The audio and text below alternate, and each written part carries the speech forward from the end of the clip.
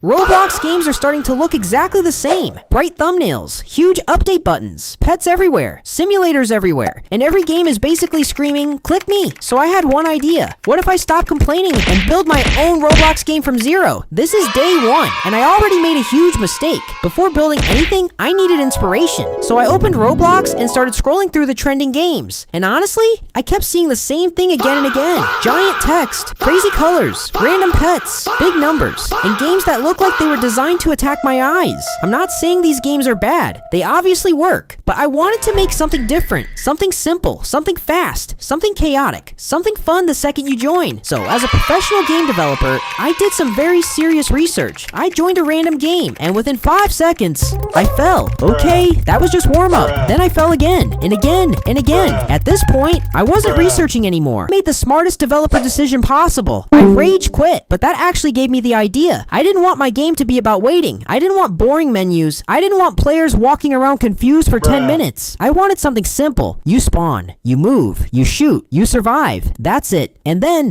the idea hit me. Arcade games. Old arcade games are simple, but they are never boring. They don't waste your time. They throw you straight into the action. So I thought, what if I make an old school arcade tank game inside Roblox? Small maps, enemy tanks, bullets flying everywhere, quick rounds, simple controls, and pure chaos. That became the mission for day one. Not to finish the whole game, not to make the perfect map, just one goal, build the first prototype. If I could make one enemy move, one map exist, and one idea feel fun, then day one would be a success. So I opened Roblox Studio. The first thing I needed was an enemy, because a tank game with no enemy is just a lonely box driving around. So I started working on the NPC. At first, it did absolutely nothing. It just existed, menacingly. Then I tried to make it move, and it moved in the wrong direction. Then I tried to make it smarter, and somehow it became even dumber. But after a lot of testing, fixing, and pretending I knew what I was doing, the NPC finally started working. It moved, it reacted, it looked alive, and for about 5 seconds, I felt like a genius. This was the first moment where the project stopped feeling like a random idea and started feeling like a real game. But then Roblox Studio remembered who was in charge. Errors. So many errors. Errors in red. Errors in the console. Errors that made no sense. Errors that appeared after I fixed other errors. At one point, I fixed one bug and created 3 new ones. The NPC forgot how to move. The game started shouting at me, and I'm pretty sure Roblox Studio was personally attacking me. Then my little talking character showed up and basically said, "Your game is full of bugs. Please fix your game. Thank you." Very helpful. So now I had 2 problems. 1,